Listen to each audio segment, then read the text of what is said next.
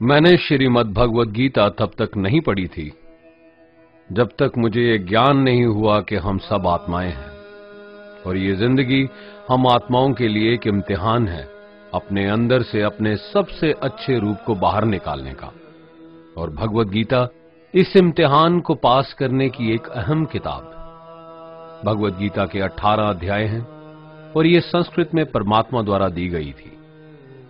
समय के साथ संस्कृत भाषा रोजमर्रा की जिंदगी से निकल गई और ये ज्ञान मनुष्य से दूर हो गया। समय समय पर भगवद गीता के साधारण अक्षरों में अनुवाद किया गया।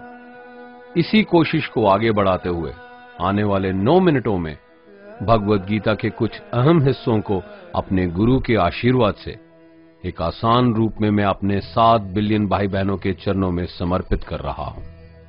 ये ज्ञान परमात्मा ने भगवान कृष्ण के द्वारा सबसे बड़े धर्म युद्ध महाभारत की रणभूमि कुरुक्षेत्र में अर्जुन को कुछ 5000 साल पहले दिया। ये वो वक्त था जब धर्म का बार बार उल्लंघन हुआ, परमात्मा का डर मनुष्य से निकल गया। लालच की होड़ में भाई ने भाई को मारने की कोशिश की और यही नहीं, एक ब्याहता औरत को भरी सभा में अपने बड़ों के सामने अपमानित किया गया। इससे पहले कि मनुष्य जाति धर्मयुग से निकलकर पूर्ण रूप से कलयुग में जाती, युद्ध की रणभूमि में युद्ध से कुछ पहले परमात्मा ने गीता भगवान कृष्ण के द्वारा मनुष्य जाति के कल्याण के लिए दी। ऐसे ही जैसे कभी तुरा मोसेस को, गॉस्पेल जीसस को और कुरान प्रॉफिट मोहम्मद को दी। गीता, बाइबल, कुरान, तुरा, गुरु ग्रंथ साहिब परमात्मा द्वारा दी गई किताबें हैं जो किसी एक धर्म के लिए नहीं बल्कि पूरी मनुष्य जाति के लिए है, पूरी इंसानियत के लिए है, सब आत्माओं के लिए है। क्योंकि ये आत्मा को परमात्मा के बारे में, उसकी सृष्टि के बारे में और सबसे अहम ये उन कायदों के बारे में समझाती है जिनका आत्मा को मनुष्य के रूप में हर हाल में पालन करना होगा, रक्षा करनी होगी। और इन्हीं कायदों की बुनियाद पे एक आत्मा को शरीर त्यागने के बाद परखा जाएगा और इस परीक्षा से पास होने पे हमेशा के लिए इस जन्म और मृत्यु से मुक्ति मिलेगी। परमात्मा भगवद गीता में कहते हैं कि मैं ही सबकी शुरुआत हूं, मैं शुरू से भी पहले था और सब खत्म होने के बाद भी रहूंगा। सब मुझ में है और मैं सब में हूं। जो भी तुम छू सकते हो, देख सकते हो, चख सकते हो या सुन सकते हो, वो सब मैं हूं। ये नदियां, पहाड़, सूरज, ग्रहण, चांद, सितारे सब मैंने बनाए हैं। मैंने ही भगवान, शैतान, राक्षस और इंसान बनाए। मैं सर्वव्यापी हूं, सब में रहता हूं, सब में मैं हूं, मैं ही हूं। मैं ही ब्रह्मा बन के सब बनाता हूं और रुद्रा बन के सब नष्ट कर देता हूं। मैं ये सृष्टि यूं ही बनाता और तोड़ता रहूंगा ताकि आत्माओं को मौके मिल सके इस जन्म और मृत्यु से एक दिन मोक्ष पाने को, हमेशा के लिए परमात्मा के साथ रहने को। भगवद गीता कहती है कि इस सबसे बड़ी परीक्षा के लिए परमात्मा ने प्रकृति का निर्माण 5 तत्व हवा, अग्नि, जल, पृथ्वी और ईथर से किया, जिन्हें हम छू के, चख के, सूंघ के, देख के समझ सकते हैं। पर खुद परमात्मा इन 5 इंद्रियों की समझ से बाहर है। उन्हें आत्मा इन इंद्रियों से नहीं जान सकती। आत्मा 5 इंद्रियों के साथ वैसे ही है जैसे एक लोहे का रोबोट जिसे अपने बनाने वाले का कोई पता नहीं। अर्जुन को भी परमात्मा का विराट रूप देखने के लिए भगवान कृष्ण ने दिव्य नेत्र दिए। भगवद गीता समझाती है कि आत्मा अजन्मी है, इसे कोई मार नहीं सकता, कोई जला नहीं सकता, डुबा नहीं सकता, काट नहीं सकता। लेकिन आत्मा को परमात्मा के साथ हमेशा रहने के लिए ये परीक्षा रूपी जीवन में बैठना ही पड़ेगा। इस परीक्षा के लिए परमात्मा से बिछुड़ के आत्मा को पृथ्वी पे किसी न किसी रूप में जन्म लेना पड़ता है और 88 करोड़ जोनियों को जीने और भोगने के बाद एक आत्मा को मनुष्य का शरीर और दिमाग मिलता है इस सबसे बड़ी मर्यादाओं की परीक्षा में बैठने के लिए। हर मनुष्य को इस पूरी परीक्षा के दौरान तरह तरह की अच्छी और बुरी भावनाओं के चक्रव्यूह में अपने ही भाई बहन या मित्रों के साथ डाला जाता है, जिसमें हर आत्मा को अपने अंदर के तामसिक और राजसिक अवगुणों से निकल के सात्विक जीवन में प्रवेश करने के मौके मिलते हैं। हमारे तामसिक गुण वो हैं जो हमारे अंदर हीन भावना पैदा करके हमें खुद को उदास और नुकसान पहुंचाते हैं, और हमारे राजसिक गुण हमें ईर्ष्यालु और लोभी बना के दूसरों के प्रति नुकसान पहुंचा सकते हैं। इस परीक्षा के दौरान हर आत्मा को तामसिक और राजसिक गुणों को खत्म करके अपने सात्विक गुणों से परिचित होना पड़ेगा। सात्विक गुण वो हैं जो आत्मा को अपने आसपास की हर चीज से जोड़ें और उन्हें प्यार करना सिखाते हैं। परीक्षा के दौरान हर आत्मा को जीवन के चारों स्तंभ धर्म, अर्थ, काम और मोक्ष का ज्ञान पाके ही मुक्ति मिलती है। यही वो द्वार हैं जिन्हें समझ के ही आत्मा परमात्मा को समझ सकती है। पहला द्वार धर्म का है और शेर इसका प्रतीक है। धर्म वही है जो गीता में लिखा हुआ है, वेदों में लिखा हुआ है, गुरु ग्रंथ साहिब, बाइबल या कुरान में लिखा है। धर्म वही है जो धारण किया हुआ है, जिसे आपका दिल मानता है, जैसे झूठ नहीं बोलना, चोरी नहीं करना, भगवान का निरादर नहीं करना, दूसरों को नुकसान नहीं देना, यही सब धर्म है।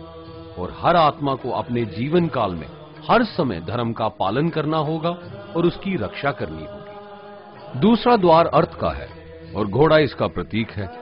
हर आत्मा अपने हर जीवन काल में अपने पृथ्वी पे होने का अर्थ या मूल कारण समझेगी। इस जिंदगी में भोगने वाली चीजें और रिश्तों का आनंद लेगी। अच्छा बेटा या अच्छी बेटी, अच्छा भाई या अच्छी बहन, अच्छा पति या अच्छी पत्नी बनके हर दुनियावी रिश्ते पर खरी उतरेगी और इस परीक्षा को पास करेगी। तीसरा द्वार काम का है। भगवत गीता समझाती है कि हर मनुष्य के अंदर काम, क्रोध, लोभ, मोह, अहंकार और ईर्ष्या जैसी 6 भावनाएं हमें अपने और दूसरों के प्रति नुकसान पहुंचा सकती हैं। इन भावनाओं को हर मनुष्य को हमेशा अपने नियंत्रण में रखना होगा, क्योंकि इनके बहाव में किया हुआ कोई भी काम हमारे जीवन भर की परेशानी का कारण बन सकता है। और एक आत्मा संतोष और सादगी से इन भावनाओं पे हमेशा के लिए विजय पा सकती है। चौथा स्तंभ मोक्ष का है और हाथी इसका प्रतीक है। इस परीक्षा रूपी जीवन में हर मनुष्य हर समय कुछ इच्छाएं रखता है। कुछ इच्छाएं एक ही जन्म काल में पूरी हो जाती हैं, पर कुछ अधूरी रह जाती हैं और उनके पूरा होने के लिए आत्मा को वापस पृथ्वी पे आना पड़ता है। भगवत गीता समझाती है कि हमारी इच्छाएं ही मूल कारण हैं हमारे पृथ्वी पे वापस आने का, और अगर हम कोई भी इच्छा ना रखें तो हम इस जीवन और मृत्यु से मुक्त हो सकते हैं। ये द्वार माफी का भी है। जिन्होंने आपके साथ बुरा किया उनको माफ करके और जिनसे आपने बुरा किया उनसे माफी मांग के मुक्ति पाई जा सकती है। जब तक आत्मा इन चारों दरवाजों धर्म, अर्थ, काम और मोक्ष को समझ नहीं लेती, तब तक आत्मा को बार बार इस मनुष्य रूप में आना ही पड़ेगा। परीक्षा का समय खत्म होते ही आत्मा शरीर और अन्य सब वस्तुओं का त्याग कर देती है। जो भी संसार में रहकर बनाया वो अब किसी और का होगा, और आत्मा अपने कर्मों के फैसले के लिए चली जाती है। आत्मा के अच्छे बुरे कर्मों का हिसाब होता है। अपने अच्छे कर्मों के लिए आत्मा कुछ वक्त के लिए स्वर्ग और दुष्कर्मों के लिए नरक में चले जाती है। नरक में आत्मा को अपने पापों के अनुकूल सजाएं मिलती हैं, पर सजा खत्म होने के बाद आत्मा को फिर से एक नया शरीर और नया दिमाग मिलता है इस परीक्षा में फिर से बैठने के लिए। और हर परीक्षा में वही सब फिर दोहराया जाएगा, जिंदगी के 4 स्तंभ धर्म, अर्थ, काम और मोक्ष को समझने के लिए। हर जन्म में अपने कई जन्मों के कर्मों के हिसाब से हर आत्मा को कभी अच्छे और कभी बुरे हालातों से जाना पड़ता है। लेकिन जब तक आत्मा परमात्मा के साथ योग को नहीं समझ लेती, वो मुक्ति नहीं पा सकती। भगवत गीता समझाती है कि मनुष्य अपने शरीर, दिमाग या दिल से भगवान को पा सकता है। शरीर द्वारा किए कर्मों के माध्यम से परमात्मा को पाने को कर्म योग कहते हैं। ऐसे कर्म जो परमात्मा की इच्छा से हों और दूसरों के कल्याण के लिए हों। वाल्मीकि ने रामायण लिख के श्रवण ने अपने माता पिता की सेवा और उन्हें चार धाम की यात्रा करवा के, मदर टेरेसा ने अपने प्यार और सेवा के माध्यम से, और मैडम क्यूरी ने वैज्ञानिक खोज में अपने जीवन का बलिदान देके अपने कर्मों द्वारा परमात्मा को पाया। भगवत गीता समझाती है कि एक आत्मा दिमाग से भी परमात्मा के साथ योग लगा सकती है। इसे राजा योग कहते हैं, क्योंकि दिमाग या मस्तिष्क सब इंद्रियों का राजा है। एक मनुष्य अपनी आस्था, सांस प्रणाली, आसन, अभ्यास, साधना और तपस्या से परमात्मा को इस योग के रास्ते पा लेता है। इस योग को समझने के लिए हमें अपने अंदर की एनर्जीज यानी चक्रा और कुंडलिनी को समझना पड़ेगा। आत्मा मस्तिष्क से मेडिटेशन या ध्यान लगा के परमात्मा के साथ योग लगा सकती है। शंकराचार्य, स्वामी परमहंस, स्वामी विवेकानंद और उनके जैसे कई योगी इस योग के रास्ते परमात्मा के साथ संधि लगा पाए।